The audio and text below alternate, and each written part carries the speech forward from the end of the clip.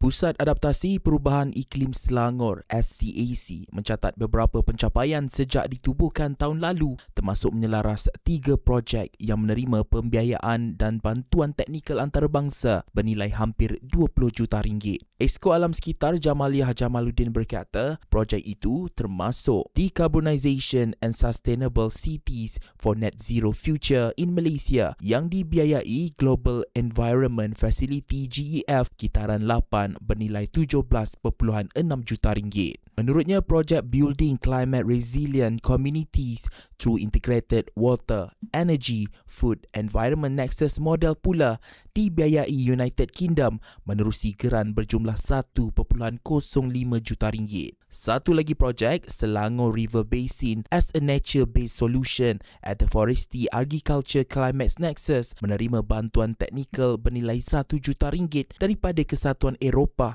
menerusi program Technical Assistance Facilities Green Team European Initiative. Dan penyelarasan hubungan antarabangsa juga sesuatu yang penting. Ini telah dilaksanakan oleh SCAC dan turut dipertanggungjawabkan bagi melaksanakan hubungan strategik antara Kerajaan Negeri Selangor dan Kedutaan Belanda di Malaysia ke arah pemeteraian memorandum kerjasama bagi memperkukuh pertukaran kepakaran dalam bidang pengurusan air dan perubahan iklim.